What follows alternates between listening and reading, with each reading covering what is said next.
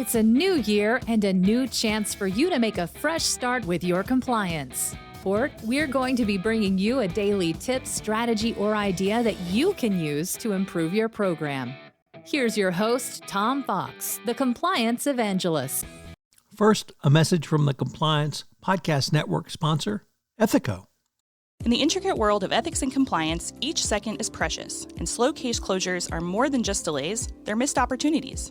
Enter Ethico. Our solution revolutionizes case management, cutting case closure times in half and turning every challenge into a chance for improvement. Imagine a workspace where efficiency and compliance coexist harmoniously. Don't just dream of faster resolutions, make it your reality.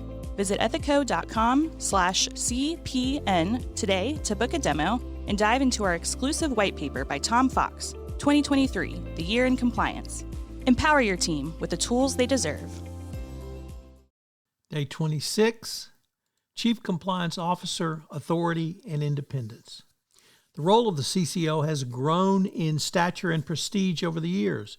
In the 2020 FCPA Resource Guide 2nd edition, under the hallmarks of an effective compliance program, it focused on whether the CCO held senior management status and had a direct reporting line to the board.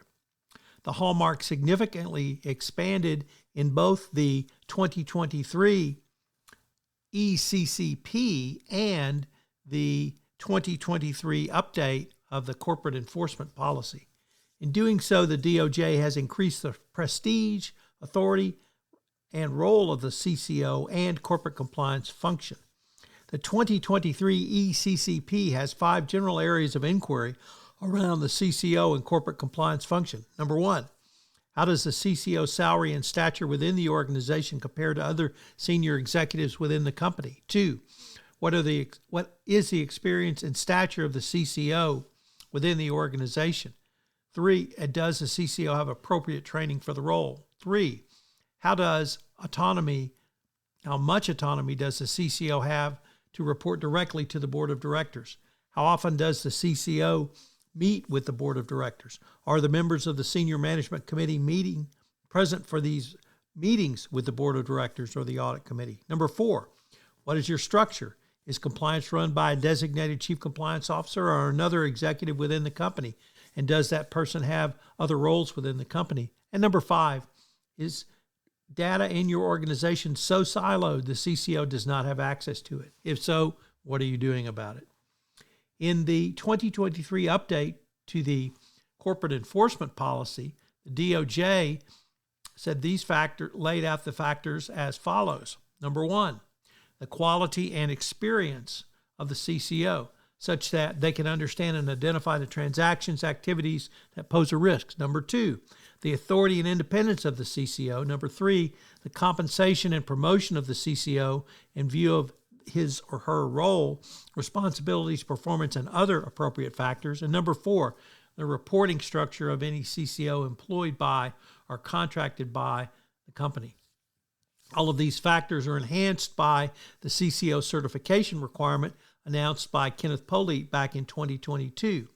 A CCO must certify the effectiveness of a compliance program after a DPA or NPA has been concluded. This requirement only became more important moving into 2023 and beyond. In addition to CCO certification, the Delaware Court of Chancery's decision in the case of McDonald's and its former executive vice president and global chief people officer of the company in the case of In re McDonald's, where for the first time the Delaware Court formally recognized the oversight duties of officers of Delaware corporations.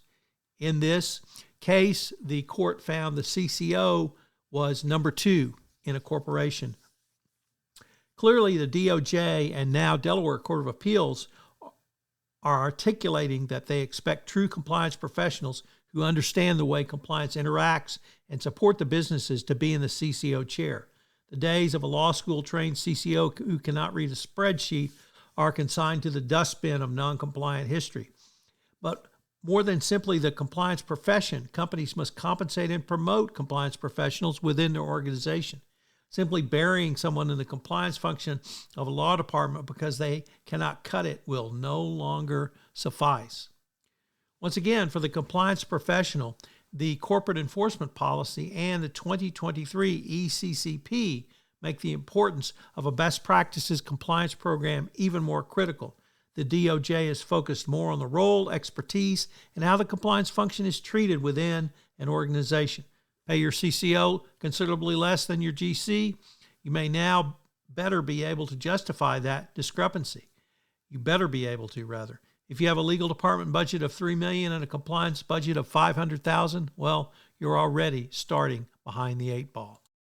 So what are today's 3 key takeaways? Number 1, how can you show the CCO really has a seat at the senior executive table in your organization? Number 2, what are the professional qualifications of your CCO?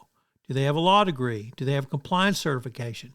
What training courses have they been on? Have they written any books? And number 3, the Delaware Court of Chancery says the CCO is number 2 in every organization. What's the reality in your company? I hope you'll join me tomorrow for day 27, where we take a look at the compliance function in a corporation. The Compliance Podcast Network is sponsored this month by Ethico. Ethico is a leader for compliance champions like yourself with its ethics and compliance optimization system built to turn goals and guidelines into real ROI for your program. For more information and a special white paper, go to ethico.com/CPN. Thank you for listening to this episode of 31 Days to a More Effective Compliance Program. 31 Days to a More Effective Compliance Program is a part of the Compliance Podcast Network.